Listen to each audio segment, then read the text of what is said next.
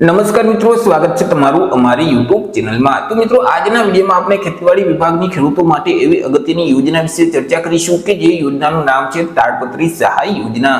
આ યોજના અંતર્ગત ખેડૂતોએ તાડપત્રીની ખરીદી કરી હોય તો ₹1875 સુધીની સહાય આપવામાં આવે છે। આજથી વહેલા તે પહેલાના ધોરણે ઓનલાઈન અરજી ફોર્મ શરૂ કરવામાં આવશે।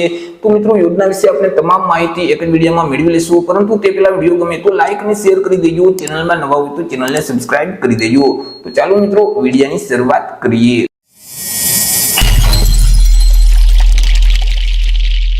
તો મિત્રો, સૌથી પહેલા આપણે ચર્ચા કરી લઈએ આ જે તાડપત્રી સહાય યોજના છે તે યોજનાનો મુખ્ય હેતુ શું છે, મુખ્ય ઉદ્દેશ શું છે। તો મિત્રો, આ જે તાડપત્રી સહાય યોજના છે તે યોજનાનું જે અમલીકરણ છે તે ગુજરાત સરકારનું જે ખેતીવાડી વિભાગ છે એટલે કે કૃષિ વિભાગ છે તેના દ્વારા કરવામાં આવે છે। મિત્રો, અહીં ખેડૂતોના ખેતરમાં જે તૈયાર થયેલ પાક છે તે પાકને કમોસમી વરસાદ જેવી કુદરતી આફતોથી બચાવવા માટે, પાકને ઢાંકવા માટે ખેડૂતોએ જો તાડપત્રીની ખરીદી કરી હોય તો આ યોજના અંતર્ગત તેઓને સહાય આપવામાં આવે છે। ચર્ચા કરી લઈએ આપણે લાભ વિશે કે યોજનાનો લાભ છે તે કોને કોને મળવા પાત્ર થશે। તો કે આ જે તાડપત્રી સહાય યોજનાનો લાભ છે તે ગુજરાત રાજ્યના તમામ ખેડૂત ખાતેદારોને મળવા પાત્ર થશે। પછી તે કોઈ પણ વર્ગના ખેડૂતો હોય, SC category, ST category, OBC, EWS કે જનરલ, કોઈ પણ વર્ગના ખેડૂત ખાતેદાર આ યોજનાનો લાભ મેળવી શકશે। સહાય વિશે ચર્ચા કરીએ કે કેટલી સહાય છે તે આપવામાં આવે છે।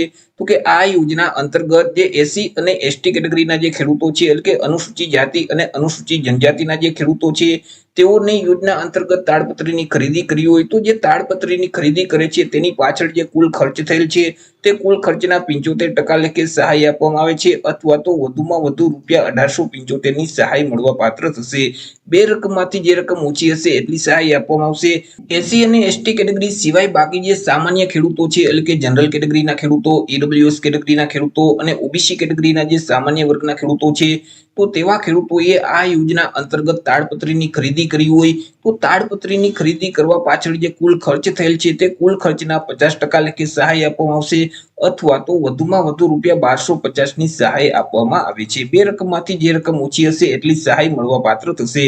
તે સિવાય મિત્રો, આ જે તાડપત્રી સહાય યોજના છે તે યોજના અંતર્ગત વધુમાં વધુ 2 નંગ તાડપત્રીની ખરીદી પર સહાય આપવામાં આવે છે, અને આ યોજનાનો લાભ છે તે દર 3 વર્ષે એક વખત મેળવી શકાય છે। એટલે કે એક વખત યોજનાનો લાભ મેળવી લીધા પછી 3 વર્ષ પછી ફરીથી ખેડૂતો આ યોજનાનો લાભ મેળવી શકે છે। ચર્ચા કરી લઈએ અરજી ફોર્મ વિશે કે યોજનાનો લાભ મેળવવા માટે અરજી કઈ જગ્યાએ કરવાની રહેશે।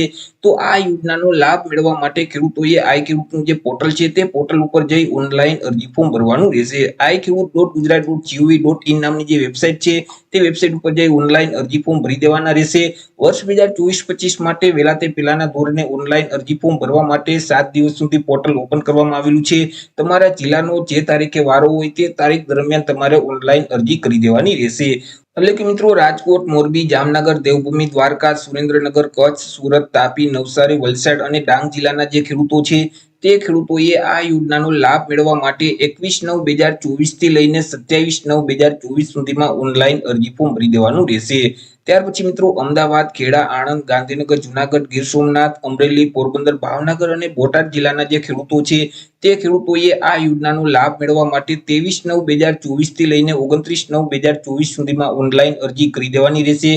તે સિવાય બાકી રહેતા જે જિલ્લાના ખેડૂતો છે એટલે કે મહેસાણા, પાટણ, બનાસકાંઠા, સાબરકાંઠા, અરવલ્લી, વડોદરા, છોટાઉદેપુર, પંચમહાલ, મહીસાગર, દાહોદ, ભરૂચ અને નર્મદા જિલ્લાના જે ખેડૂતો છે તેઓએ યોજનાનો લાભ મેળવવા માટે 24/9/2024 થી લઈને 30/9/2024 સુધીમાં ઓનલાઈન અરજી કરવાની રહેશે। ઓનલાઈન અરજી ફોર્મ ભર્યા પછી તમારે કોઈ પણ જગ્યાએ અરજીની પ્રિન્ટ છે તે જમા કરાવવાની રહેતી નથી। તેની પ્રિન્ટ કાઢી તમારી પાસે જ રાખવાની રહેશે જ્યાં સુધી તમારા તાલુકામાં આવેલી જે ખેતીવાડી વિભાગની કચેરી છે ત્યાંના જે કર્મચારી અથવા તો અધિકારીઓ જ્યાં સુધી તમારી પાસે અરજી ફોર્મની પ્રિન્ટ ન માંગે ત્યાં સુધી તમારે કોઈ પણ કચેરીમાં ફોર્મની પ્રિન્ટ જમા કરાવવાની રહેતી નથી। ડોક્યુમેન્ટ વિશે ચર્ચા કરી લઈએ તો કે અહીં મિત્રો, જો ખેડૂતો એસસી અથવા તો એસટી કેટેગરીના હોય તો ત્યારે મિત્રો જાતિના દાખલાની નકલની જરૂર પડશે। દિવ્યાંગ ખેડૂતો હોય તો દિવ્યાંગતાના પ્રમાણપત્રની જરૂર પડશે। રેશન કાર્ડ છે, આધાર કાર્ડ છે, ત્યાર પછી ગામ નમૂના નંબર 7, 12, 8 ના ઉતારાની નકલ છે, બેંક પાસબુકના પ્રથમ પાનાની નકલ અથવા તો રદ કરેલ ચેક છે। જો સંયુક્ત ખાતેદાર હોય તો તેવા કિસ્સામાં જે સંમતિ પત્રક છે તેમની કોપીની જરૂર પડશે। તો આવી રીતે મિત્રો, ખેડૂતો માટે ખેતીવાડી વિભાગની અગત્યની યોજના કહી શકાય તાડપત્રી સહાય યોજના, કે જે યોજના અંતર્ગત તાડપત્રીની ખરીદી કરવા માટે ખેડૂતોને સહાય આપવામાં આવે છે। આશા રાખું છું વિડીયો પસંદ પડ્યો હશે. વિડીયો પસંદ પડ્યો હોય તો લાઈક અને શેર કરી દેજો. ચેનલમાં નવા હોય તો ચેનલને સબસ્ક્રાઇબ કરી દેજો. ફરી મળીશું એક નવા ટોપિક સાથે એક નવા વિડીયોમાં. અત્યાર સુધી જય હિન્દ, વંદે માતરમ.